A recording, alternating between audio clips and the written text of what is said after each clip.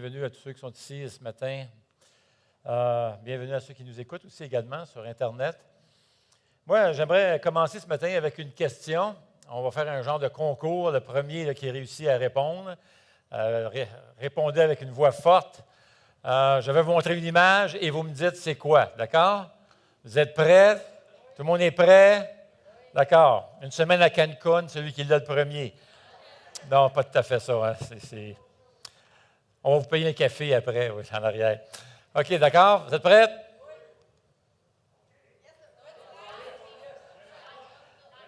Like.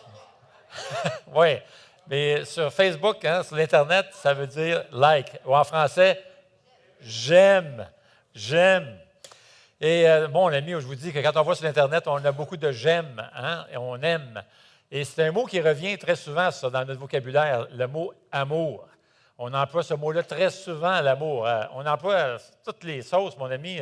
On va dire, par exemple, j'aime ma femme, j'aime mon travail, j'aime mon chat, j'aime la sauce spaghetti de ma femme. Est-ce que ça paraît qu'elle a fait une sauce cette semaine? On aime mon travail. Hein, on voit ça un peu partout. Il y a un paquet de chants, d'ailleurs, à travers le monde qui ont été composés qui parlent de l'amour. Savez-vous comment est-ce qu'il y a de chansons qui existent dans le monde entier? Hey, c'est toute une industrie sur la musique et la chanson. Vous serez peut-être surpris. Music Hype, le président Kevin King, a dit en 2011 que déjà dans ce temps-là, en 2011, il existait 97 millions de chansons dans le monde, répertoriées. Là. C'est fou, là. Et la plupart vont parler de près ou de loin, sous un angle un peu différent, de l'amour. On parle beaucoup d'amour. Et les gens ont leur opinion sur ce que c'est que l'amour. Chaque personne, je pense, a un peu son idée de ce que c'est que l'amour. Eh bien, ce matin, ce qu'on va faire, on va s'arrêter puis on va ouvrir les Écritures saintes, on va regarder la parole de Dieu et voir comment Dieu lui-même décrit l'amour. C'est quoi l'amour selon Dieu? Maintenant, on va tourner dans un passage qui est vraiment connu. En mon nom, c'est un classique. Écoutez, j'ai fait plusieurs mariages à travers les années. Puis, 7 fois sur 10, vous savez, lorsqu'on veut marier un couple, on leur demande, quand on prépare la cérémonie, avez-vous un passage de la Bible que vous aimeriez qu'on lise lors de la cérémonie?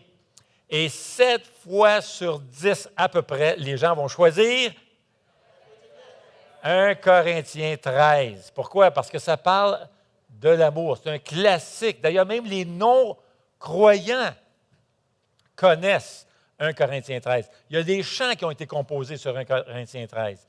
Il y a des poèmes qui ont été composés sur 1 Corinthiens 13. C'est un classique, c'est bien connu.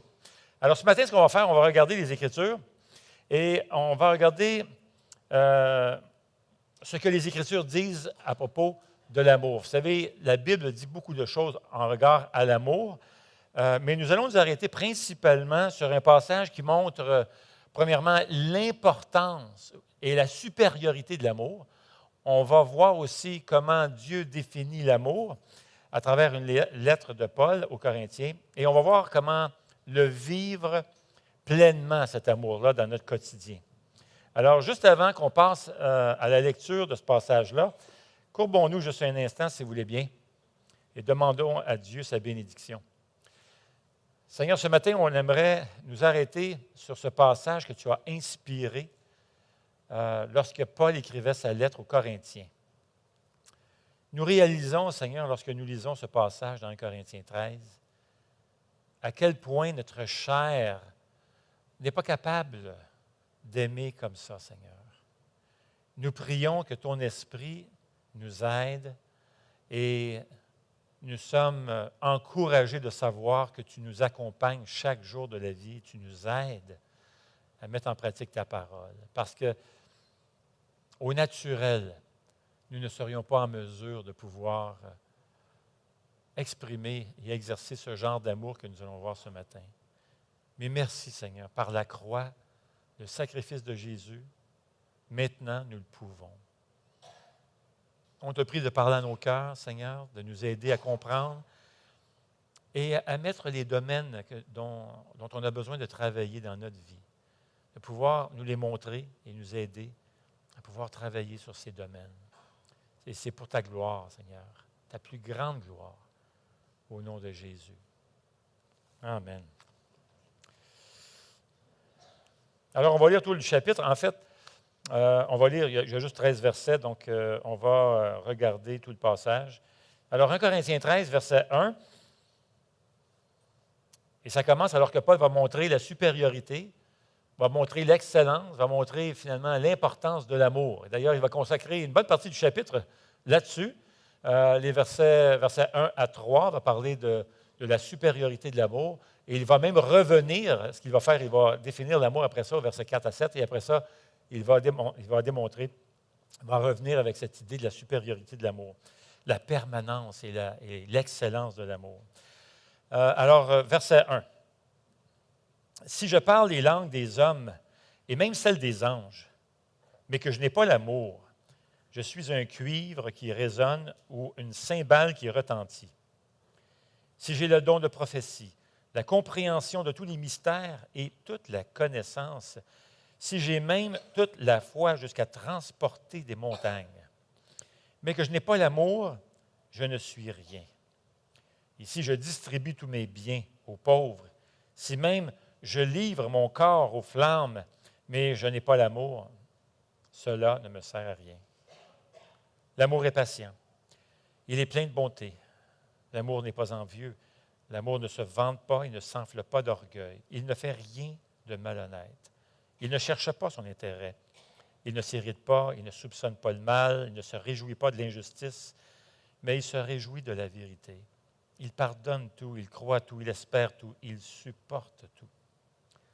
L'amour ne meurt jamais. Les prophéties disparaîtront, les langues cesseront, la connaissance disparaîtra. En effet, nous connaissons partiellement et nous prophétisons partiellement. Mais quand ce qui est parfait sera venu, ce qui est partiel disparaîtra. Lorsque j'étais enfant, je parlais comme un enfant, je pensais comme un enfant, je raisonnais comme un enfant. Lorsque je suis devenu un homme, j'ai mis fin à ce qui était de l'enfant. Aujourd'hui, nous voyons au moyen d'un miroir, de manière peu claire, mais alors, nous verrons face à face. Aujourd'hui, je connais partiellement, mais alors je connaîtrai complètement, tout comme j'ai été connu. Maintenant, donc, ces trois choses restent: la foi, l'espérance, l'amour, mais la plus grande de ces trois, c'est quoi? C'est l'amour. Maintenant, on entend tellement souvent le 1 Corinthiens 13, soit dans le contexte de mariage et tout ça, qu'on oublie que ça s'inscrit à l'intérieur de trois chapitres, les chapitres 12 jusqu'à 14, où il est question des dons spirituels, ces dons miraculeux et surnaturels que Dieu donne à chaque chrétien.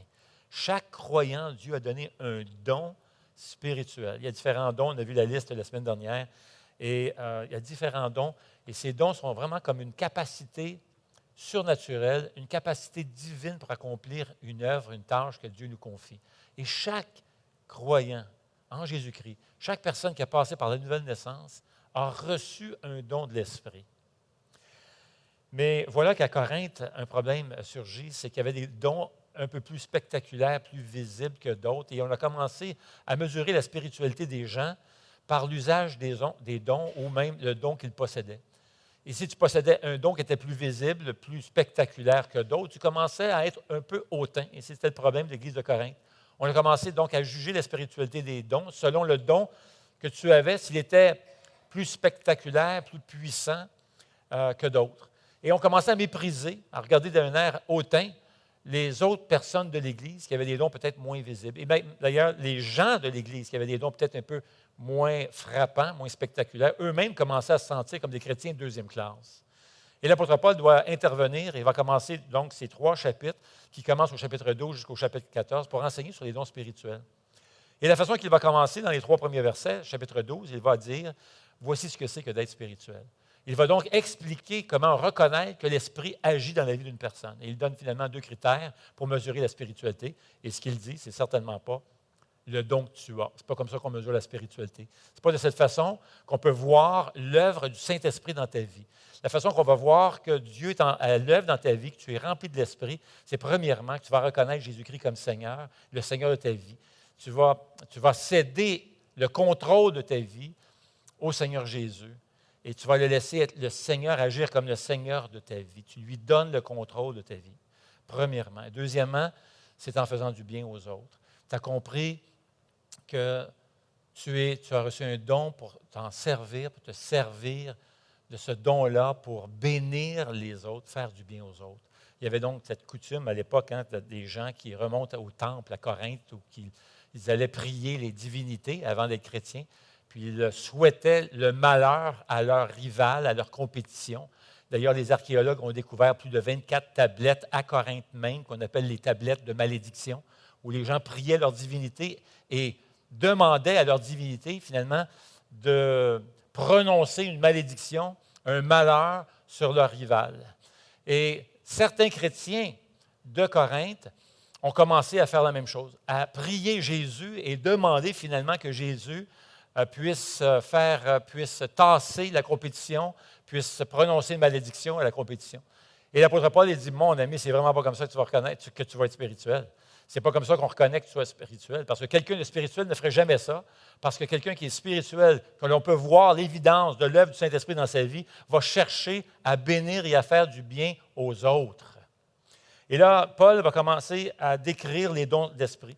Et comment on veut faire du bien aux autres? C'est en exerçant le don que tu as reçu envers les autres. Et la première chose qu'il va établir, c'est que tous les dons sont importants, même ceux qui ne sont pas visibles, parce que nous sommes un corps. L'Église est un corps, nous avons plusieurs membres dans ce corps, le corps de Christ, Jésus étant la tête, et nous sommes tous là pour s'entraider mutuellement, faire du bien et s'aider à grandir dans le Seigneur.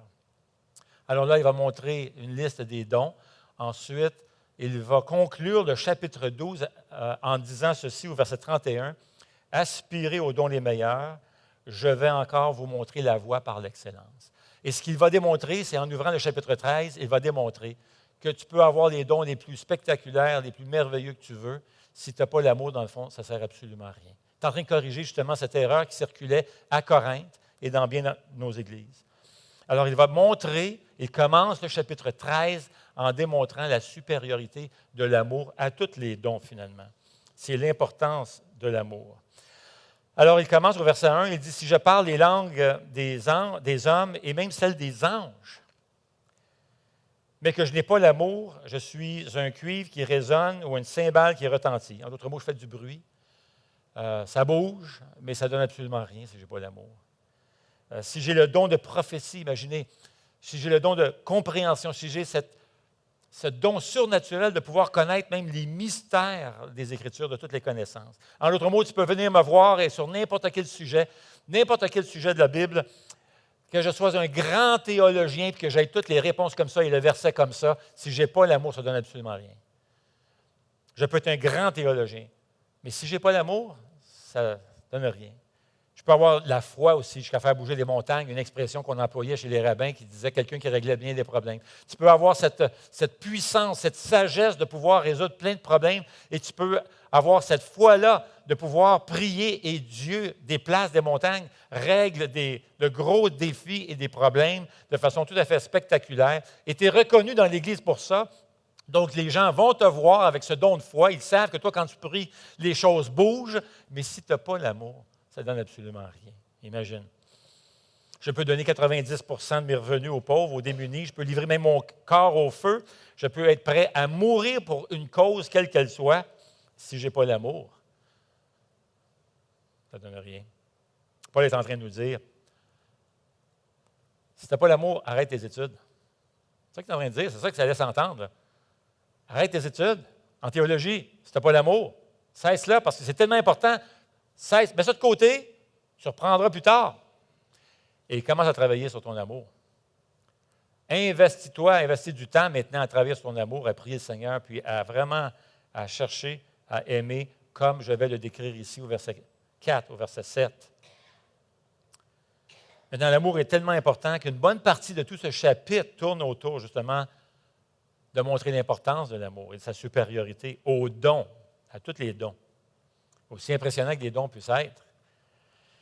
Alors, c'est quoi l'amour? Paul va commencer au verset 4. Et j'ai vraiment juste quelques versets. Écoutez, on parle du verset 4 à 7. Là. Et à l'intérieur de ce petit passage, juste ces quelques versets, Paul va soulever plus de 15 qualités à l'amour.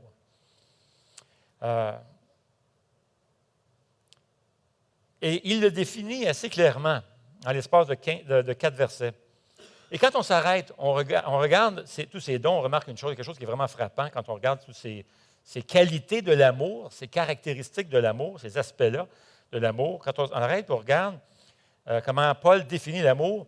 Tous les mots relèvent d'un geste, d'un comportement. C'est des verbes d'action, ça bouge. Exemple, le verset 4 commence en disant « L'amour est patient, il est plein de bonté, l'amour n'est pas envieux, l'amour ne se vante pas, il ne s'enfle pas d'orgueil, ne fait rien de malhonnête, ne cherche pas son intérêt, il ne s'irrite pas, il ne soupçonne pas le mal, il ne se réjouit pas de l'injustice, mais il se réjouit de la vérité. Il pardonne tout, croit tout, espère tout, supporte tout. L'amour ne meurt jamais. » Et ce que là, on voit dans ce passage, la description de l'amour, dans le fond, que le Seigneur donne à travers la plume de Paul, c'est que ce genre d'amour est la marque d'une personne qui marche avec le Seigneur. Et dans le contexte, c'est très important lorsqu'on retourne dans le contexte d'un Corinthien, parce que les Corinthiens n'avaient pas cet amour-là. Et pour nous, on a besoin de réaliser que l'amour, ce n'est pas juste une question sentimentale. C'est quelque chose de très concret. Ça porte des jeans, ça porte des bottes de construction. C'est actif, ça bouge. Ce n'est pas juste émotionnel. C'est des verbes d'action. Alors, si ces qualités de l'amour ne sont pas chez le chrétien, tout ce qu'on pourrait faire comme sacrifice, comme étude, comme travail, c'est rien. Alors, on aimerait regarder ici 4 particularités que l'on voit dans ce passage concernant l'amour. Premièrement, l'amour n'est pas une qualité optionnelle. Ce n'est pas une option. Vous savez, aujourd'hui, avec les applications, tu peux faire entrer une application sur ton téléphone intelligent. Puis maintenant, on te donne 2 options, dans le fond. On te donne une option, la version gratuite. Et tu rentres ça, là, puis tu as la version, puis tu rentres ça, ça peut être un jeu, n'importe quoi, puis tout ça. Puis là, tu as une version gratuite. Puis à un moment donné, ils vont t'offrir, ils vont te dire, bon là, ils vont te laisser jouer un peu avec, puis tout ça. Là. Puis après ça, ils vont t'envoyer une petite note, de la publicité, puis tout ça, ils vont te dire, veux-tu la version complète? Il y a certaines particularités que tu n'as pas dans la version gratuite. Tu veux-tu la version complète? Oui, je la veux. Bing, combien ça coûte? Bien, sais-tu, l'amour n'est pas optionnel pour la vie d'un chrétien. Pour un chrétien, l'amour, ce n'est pas une option, un ajout. Là. Ça ne vient pas comme un supplément. L'amour, c'est l'essence, c'est au noyau même du christianisme. C'est le cœur du christianisme, l'amour. C'est l'essence même de ce que ça signifie que d'être un enfant de Dieu qui marche avec le Seigneur Jésus-Christ. Ne pas avoir cet amour-là rend tout ce que l'on fait inutile. Et c'est Jésus lui-même qui a dit dans Jean 13, n'est-ce pas? Dans Jean 13, verset 34, qui dit ceci. Est-ce que vous l'avez, vous autres? Ah, oui. Je vous donne un commandement nouveau. Aimez-vous les uns les autres comme je vous ai aimé. Vous aussi, aimez-vous les uns les autres. C'est à cela que tous reconnaîtront que vous êtes mes disciples. Si vous avez de l'amour les uns pour les autres. C'est à cela que tous reconnaîtront que vous êtes mes disciples. Si, n'est-ce pas? Si, ça c'est mon sel, très bizarre, très étrange, j'ai dû l'accrocher. Madame veut me parler, mais... Alors, je vous donne un commandement nouveau, aimez-vous les uns les autres comme je vous ai aimé. Alors ça, c'est la démonstration que nous sommes des enfants de Dieu, et c'est comme ça que les gens vont reconnaître autour de nous que nous sommes des enfants de Dieu, si on s'aime les uns les autres.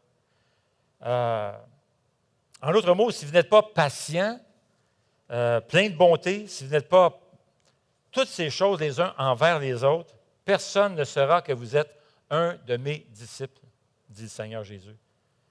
Parfois, certaines personnes vont critiquer l'Église. Ils vont dire, écoutez, moi, ils vont même critiquer l'Évangile, ils ne croiront pas et tout ça. Puis on tire la conclusion des fois que c'est parce que leur cœur est dur, leur cœur est fermé et tout ça. Et absolument, c'est vrai. Mais en même temps, lorsque tu écoutes certaines personnes te dire pourquoi ils refusent l'Évangile, tu découvres que des fois, c'est parce qu'ils ont connu certains chrétiens. Puis moi, mon ami, je vous dis que ça n'a pas été... ça graffinait, là. Ils ont été blessés par certains chrétiens, puis il n'y avait pas vraiment beaucoup d'amour là. Et dans bien des cas, c'est ça. Et Jésus dit, c'est comme ça qu'on va reconnaître que tu es un enfant de Dieu, tu es un de mes disciples, que tu marches avec moi si tu si vous vous aimez les uns les autres. 1 Jean 4 poursuit dans la même veine et dit ceci. Bien-aimés, aimons-nous les uns les autres, car l'amour vient de Dieu et toute personne qui aime est née de Dieu et connaît Dieu. Celui qui n'aime pas n'a pas connu Dieu, car Dieu est amour. Lorsque Jésus-Christ écrit à 7 églises dans l'Apocalypse, il s'arrête puis il écrit à l'église d'Éphèse. Et voici ce qu'il dit à l'église d'Éphèse dans l'Apocalypse chapitre 2. « Mais ce que j'ai contre toi, c'est que tu as abandonné ton premier amour. » Et l'amour dont il est question ici, c'est l'amour dans 1 Corinthiens 13. « Souviens-toi donc d'où tu es tombé, repens-toi et pratique tes premières œuvres. » C'est vraiment étrange cela parce que pratique tes premières œuvres. Alors que Jésus parle à l'église d'Éphèse, l'église d'Éphèse faisait plein d'œuvres. Jésus vient de dire dans le passage, tu travailles fort, je sais que tu travailles fort, il dit ça à l'église d'Éphèse, tu persévères, tu es saint, alors tu cherches à être pur, tu as une bonne doctrine et tu souffres pour la cause de l'Évangile. Hey, c'était une église pas mal active, là. Mais pourtant, Jésus va leur dire, tu as perdu ton premier amour. Donc, retourne à tes premières œuvres. Et c'est quoi les premières œuvres? Les œuvres que Paul, c'est le même mot que Jésus emploie ici, ce sont les œuvres décrites dans 1 Corinthiens 13. Cet amour-là que l'on voit défini entre les versets 4 et verset 7. Pratique tes premières œuvres. En d'autres mots, l'amour est patient. Il est plein de bonté. L'amour n'est pas envieux. L'amour met les intérêts des autres en premier. Même si ta doctrine est bonne, l'amour n'est pas une option. C'est la même chose dans notre mariage, au travail, partout. Si nous suivons le Seigneur Jésus, l'amour n'est pas une option. On peut faire un paquet de choses, mais si l'amour n'est pas là dans notre vie, si on n'aime pas les autres, eh bien, ça ne donne rien. Vous savez, à travers les années, on a rencontré bien des couples, des gens qui venaient nous voir et avaient des problèmes de couple et tout ça. Et ce que j'ai entendu plus d'une fois, c'est que des couples vont arriver puis ils vont nous dire « J'aime plus ma femme » ou « J'aime plus mon mari ». Et je comprends ce qu'ils veulent dire. Dans le fond, ce qu'ils veulent dire, c'est probablement que les blessures avec les années ont fait que les sentiments à l'endroit de son conjoint sont tranquillement disparaissent d'année en année avec les blessures et tout ça. On peut comprendre cela. Mais ce que le Seigneur est en train de nous dire ici, c'est que même si tu es rendu là, aime selon 1 Corinthiens 13 ton conjoint. Tu n'as peut-être pas les sentiments en ce moment, peut-être pas les émotions, mais par obéissance, par la puissance du Saint-Esprit, parce que dans ta propre chair, tu ne serais pas capable de faire ça.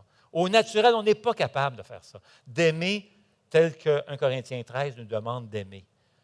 Mais avec la puissance du Saint-Esprit. Maintenant que tu es un enfant de Dieu et que tu as cette puissance-là, tu peux maintenant aimer tel que le définit 1 Corinthiens 13. Et tu verras qu'avec le temps, probablement que les émotions vont venir.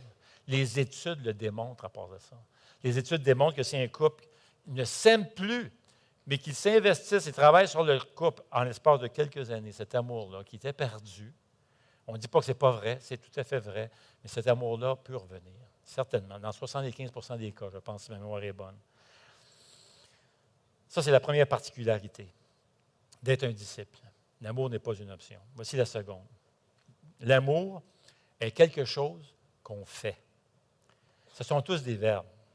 Ce sont des actions. L'amour est patient, il est plein de bonté. L'amour n'est pas envieux.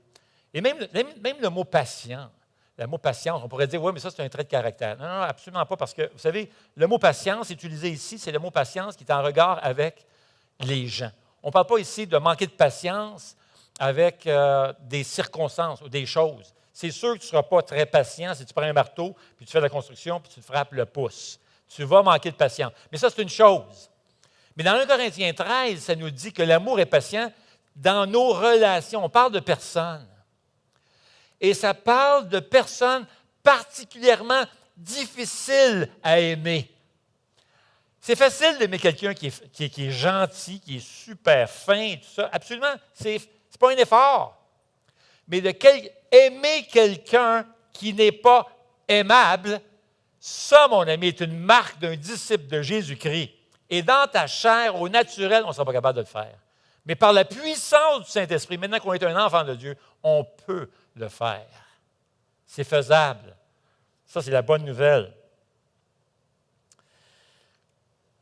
En d'autres mots, le Seigneur est en train de nous dire ici d'user de patience. L'amour use de patience envers les personnes qui nous rendent la vie difficile. Ah, mon Dieu! C'est un acte de volonté qui peut maintenant s'accomplir par la puissance du Saint-Esprit maintenant que nous sommes des enfants de Dieu. Avec ce genre d'amour, tu peux même aimer ceux que tu affectionnes le moins. Est-ce que ce n'est pas Jésus qui a dit « Aimez vos ennemis » ? Dans notre chair, au naturel, on ne pourrait pas aimer nos ennemis. Mais avec la puissance du Saint-Esprit, maintenant, on peut le faire. Et lorsque Jésus dit « Aimez vos ennemis », il est en train de nous dire « Agis comme 1 Corinthiens 13 ». Peut-être tu n'auras pas des émotions et des sentiments et tout ça derrière, mais fais-le selon 1 Corinthiens 13, 4 à 7. Est-ce que ce n'est pas la preuve d'un amour que de placer les intérêts de l'autre avant les nôtres, avant les miens? Lorsque je fais quelque chose de concret envers une personne qui m'est difficile, qui me rend la vie difficile, mais je prends la décision de faire quelque chose de bien, de le bénir, de faire du bien à cette personne-là, c'est là que je suis en train d'aimer mon prochain. Oui, mais des fois, vous savez, des fois, on dit « Ouais, mais ça, c'est pas sincère. » Tu as entendu ça? « Ouais, mais c'est pas sincère, ça. » Moi, il y a quelques années, j'ai rencontré un couple.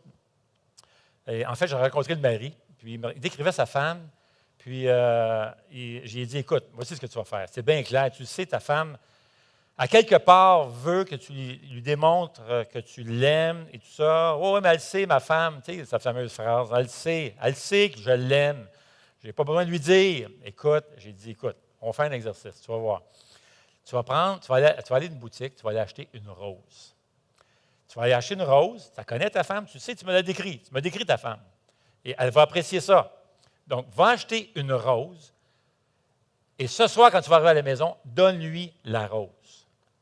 Maintenant, je te dis, lui, c'était tellement pas son genre, tellement pas. Il dit, voyons donc, il dit, elle va savoir que c'est pas moi, ça va être artificiel, c'est pas sincère, voyons. Elle va dire que tu n'es pas sincère, puis tout ça, tu sais. Fait que j'ai dit, fais-le. Prends la décision de le faire. Ça ne te tente pas, mais fais-le. Fais ce pas-là. Alors, vous savez ce qu'il a fait? Tu es allé à la boutique, tu es allé acheter une rose, une belle rose, là. C'est tellement pas son genre. Mais il arrive chez eux, frappe, ça rentre, puis offre une rose à sa femme. Voici la réaction de sa femme. Bon, c'est normal qu'il te dit de faire ça, là?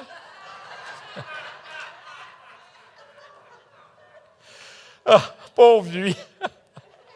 Oh, aïe, aïe, aïe, très encourageant. J'ai rencontré sa femme. Et voici ce que j'ai dit. J'ai dit, je sais que ce n'est pas naturel et tout ça, mais pense-y. Regarde à quel point il t'aime. Justement, si c'était facile pour lui, si toutes les semaines il allait acheter des roses, puis c'était naturel, c'était son caractère, c'était un romantique, puis il est toujours en train d'acheter des roses, tu dirais bien merci. Mais imagine-toi, c'est pas pantoute son genre. C'est pas lui, ça. Mais il a pris la peine de faire un détour, d'aller dans une boutique, puis de choisir une belle rose, sachant que tu rirais probablement de lui. Et il l'a fait pour toi. Ouais. Donc, la prochaine fois, qu'est-ce que tu vas faire? Encourage-le, remercie-le, félicite-le. Amen. Alors que ça te tente, que ça ne te tente pas, l'amour, selon 1 Corinthiens 13, 4, est productif. Fais quelque chose. Que ça lui tente, ça ne tente pas, on le fait par la puissance du Seigneur, on va agir. C'est actif. L'amour est quelque chose qu'on fait. Ce n'est pas optionnel et c'est quelque chose qu'on fait. Bien, voici la bonne nouvelle. C'est même si ça ne me tente pas de le faire, étant donné que je suis un enfant de Dieu. Je choisis de le faire et le Saint-Esprit va me donner la puissance dont j'ai besoin pour le faire, même si ça ne me tente pas. ça ne me tente pas. Je peux donc choisir. Tu peux choisir de le faire même si ça ne te tente pas, parce que le Saint-Esprit va t'accompagner. Et c'est ce que Jésus a fait. Rappelez-vous, lorsque Jésus est allé dans le jardin de Gethsémani, par 3 fois, il a demandé à Dieu d'éloigner la coupe qui s'en venait, puis il parlait de la croix. Pensez-vous que Jésus était dans le jardin, puis j'ai tellement hâte d'aller me faire martyriser, persécuter, on va rire de moi, moi qui est le créateur de toute l'humanité, on va me planter des clous, on va m'humilier, on va rire de moi, et je vais souffrir jusqu'à mourir. Absolument pas. Jésus était en train de prier, il souffrait, puis il demandait à Dieu d'éloigner cette coupe.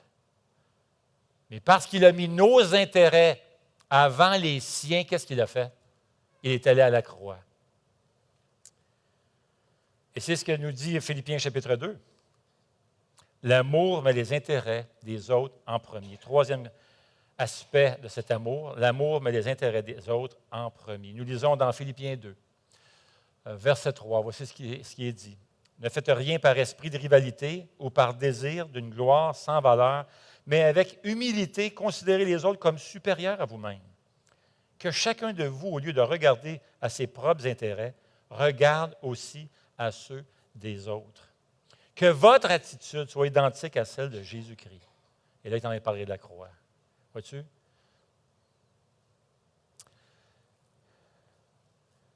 L'amour de Jésus-Christ se définit très simplement par le fait qu'il a mis nos intérêts avant les siens. Et est-ce qu'on n'est pas heureux qu'il l'ait fait? N'est-ce pas? Et vous pouvez le faire aussi. C'est un acte de volonté. Puis on est rendu capable maintenant avec la puissance du Saint-Esprit. Quand on regarde Jean 13 à nouveau, Jésus regroupe ses disciples. Et là, il y a une scène où Jésus prend le rôle le plus humble d'un foyer, c'est le rôle d'un serviteur. Il va prendre une serviette, il va commencer à laver les pieds de ses disciples. Mais je vais vous faire ressortir l'introduction à ce passage-là qui se trouve dans Jean 13. Voici ce que ça dit. Avant la fête de Pâques, Jésus, sachant que son heure était venue de passer de ce monde au Père, et ayant aimé ceux qui lui appartenaient dans le monde, les aima jusqu'à l'extrême.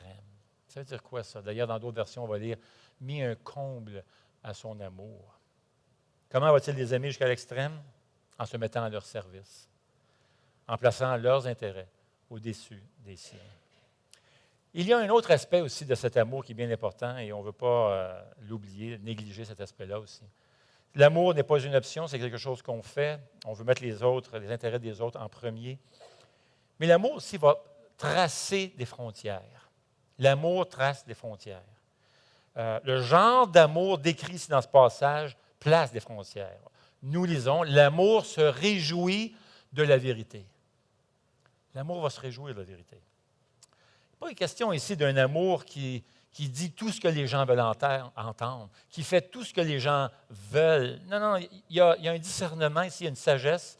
L'amour ici a une frontière. D'ailleurs, nous lisons dans Hébreux 12, ce qui suit. « Mon fils, ne méprise pas la correction du Seigneur et ne perds pas courage lorsqu'il te reprend. » Vois-tu, l'amour de Dieu, l'amour parfait de Dieu a des frontières. Il dit, ne méprise pas la correction du Seigneur. Des fois, le Seigneur va placer des épreuves dans notre vie, des corrections même, parce qu'il veut nous faire grandir. Alors, il dit, ne méprise pas la correction du Seigneur, ne perds pas courage lorsqu'il te reprend.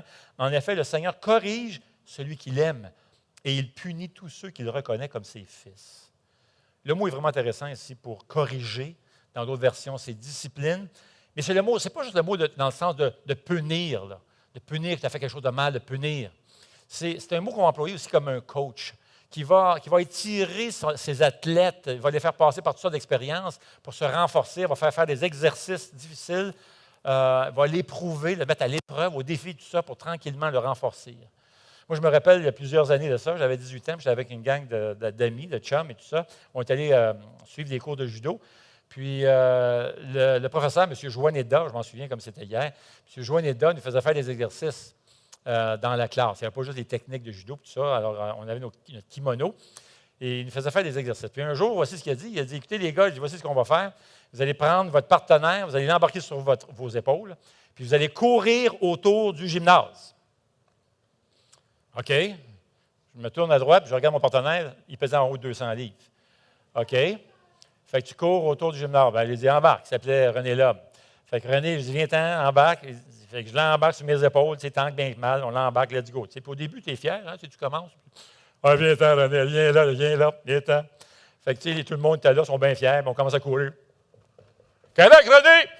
Là, tu cours, puis on court tout le tour. Tu sais. Mais quand tu es rendu à moitié, trois quarts, là, tu voyais les gars commencer à courir comme ça. Là, ça se promenait de même.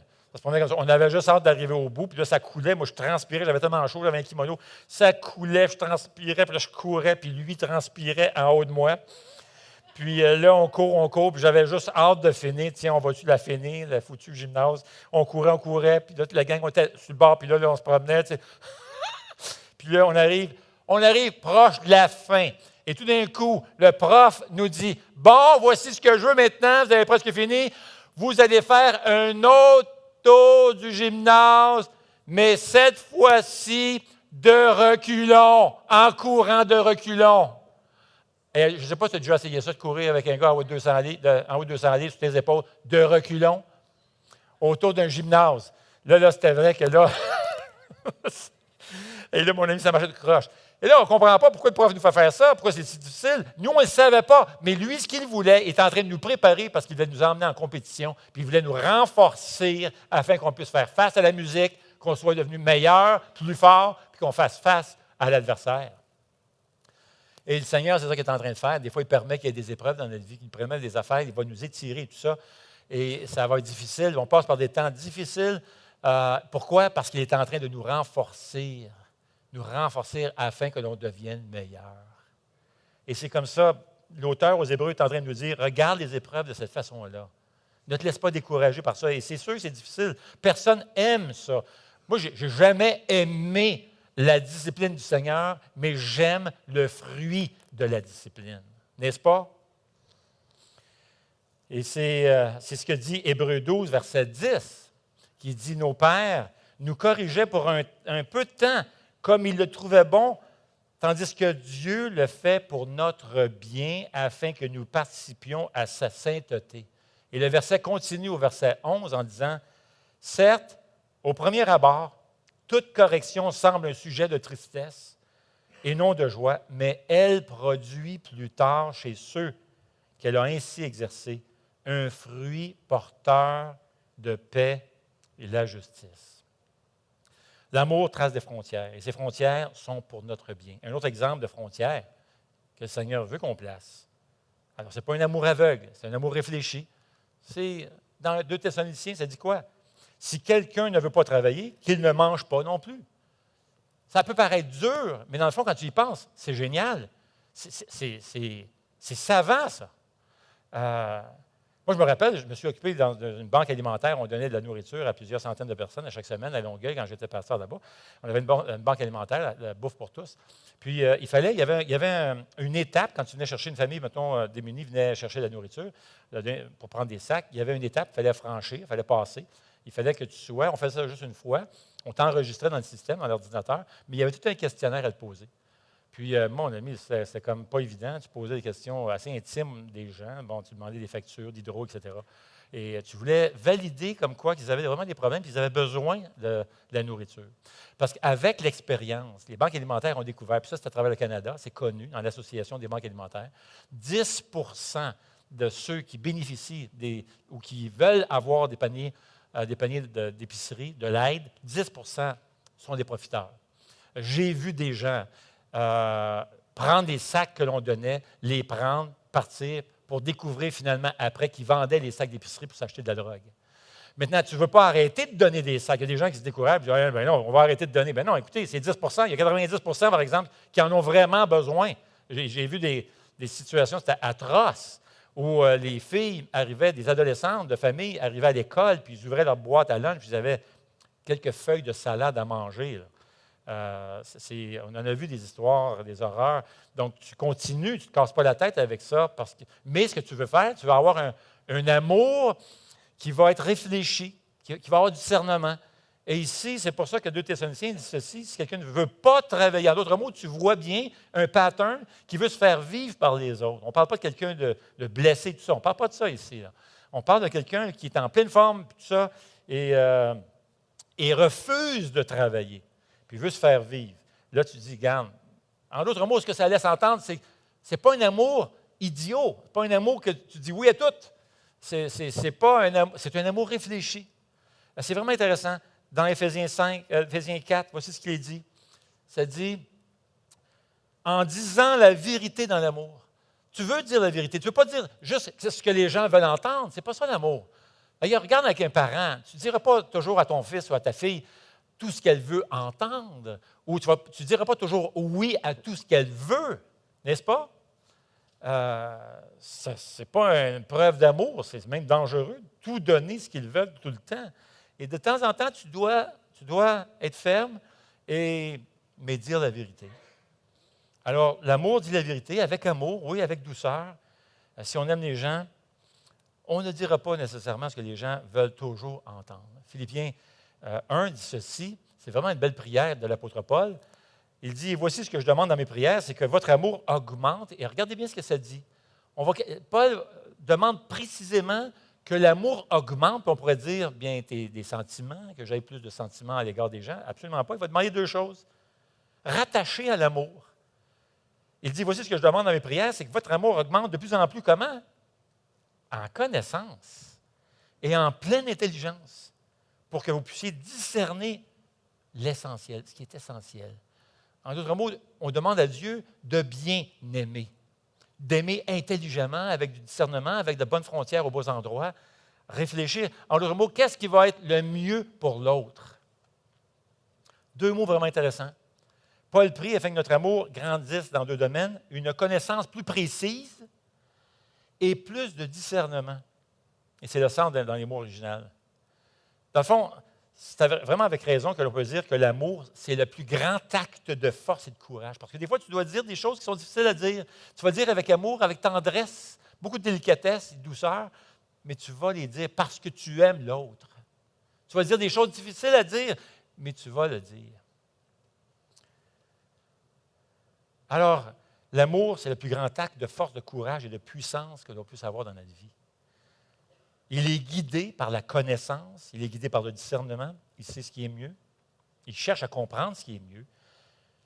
Et même si on lui fait du mal, et il voudrait se venger, riposter, eh bien, il va mettre les intérêts de l'autre en premier.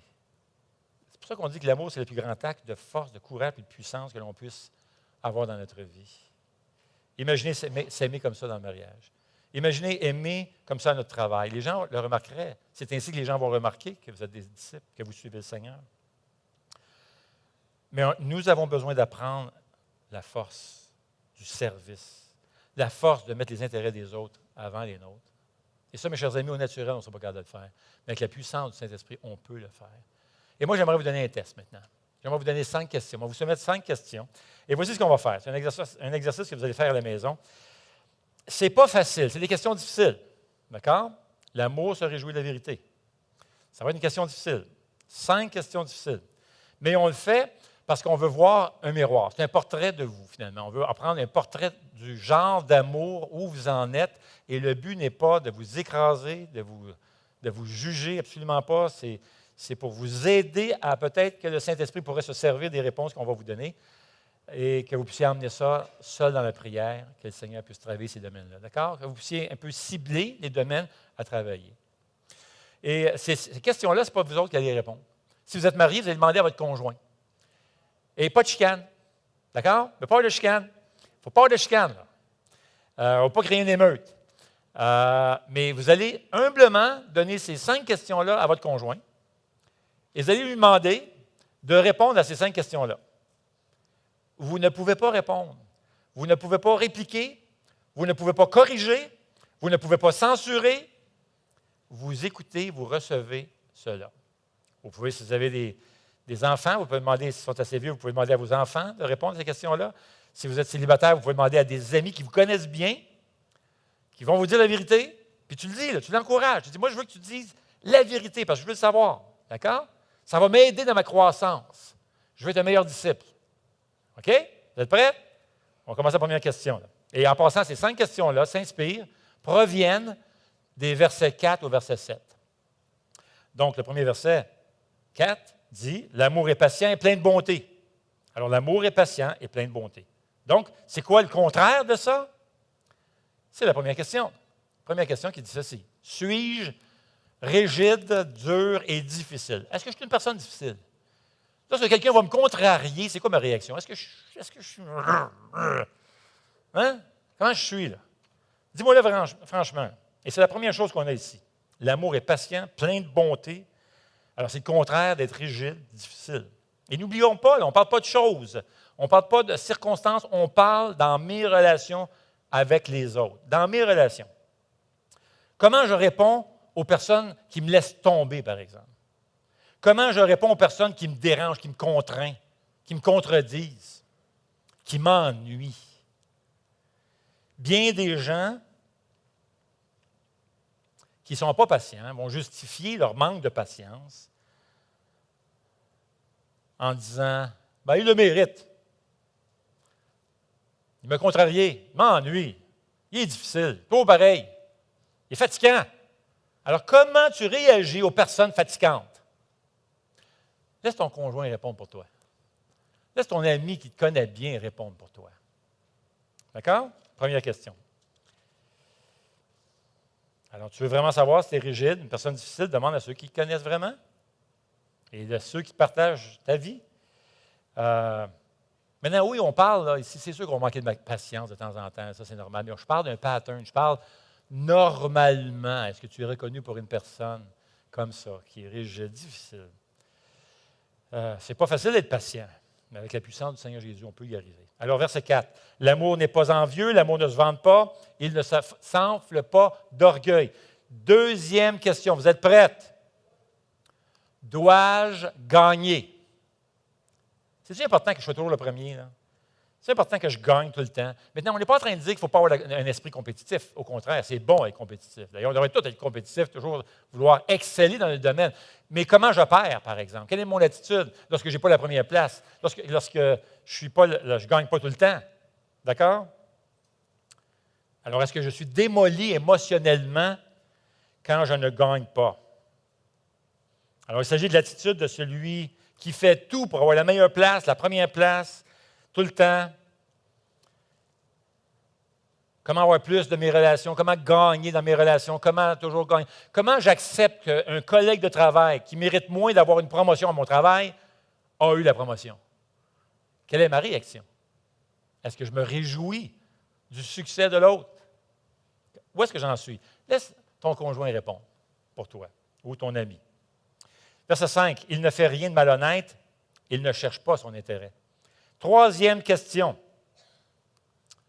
Suis-je égoïste? En d'autres mots, suis-je centré sur moi-même? Est-ce que je prends les conversations, puis tranquillement, je vais les tourner pour que ça revienne à moi? Là? Suis-je le centre de l'intérêt? Est-ce que je veux ramener toujours ça vers moi? Là? D'accord? Maintenant, c'est difficile de vivre ou fréquenter une personne qui est centrée sur elle-même, mon ami. Jésus veut renverser l'égoïsme en nous et nous rendre généreux envers les autres. Jésus a dit, je vous ai donné un exemple, suivez-moi, faites comme moi. Je n'ai pas centré ma vie autour de moi, alors que je suis en droit de faire. Je suis le roi des rois. Je suis le Dieu de l'univers. Mais j'ai centré ma vie autour de toi.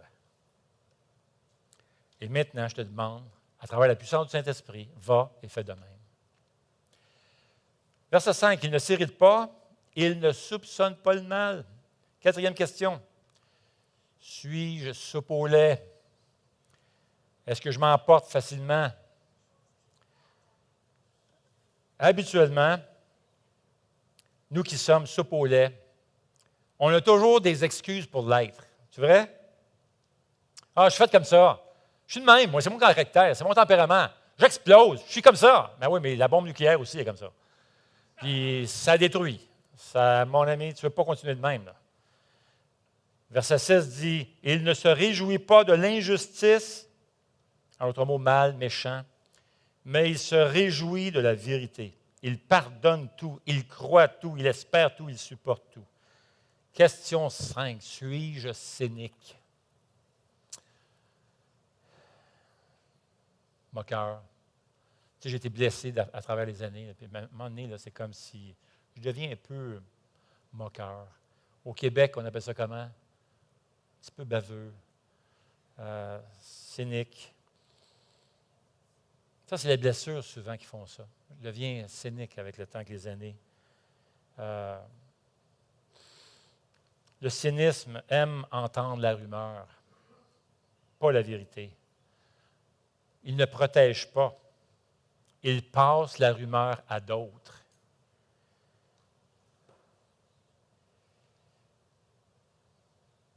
Tu sais, le cynisme, c'est quoi? Hein? C'est quand, tu sais, quand ils disent ne se réjouit pas de l'injustice, en d'autres mots. As-tu déjà une feeling, tu sais, que quelqu'un vient te confirmer, vient te dire quelque chose sur Madame une telle, qui est négatif? Puis là, en dedans, tu dis, ah, je le savais donc. Ah, je le dis, je m'en doutais. C'est ça, se réjouir du mal. L'amour ne se réjouit pas de voir d'autres subir du mal. Et voici la bonne nouvelle, c'est qu'on peut le faire, c'est faisable. Tout à fait.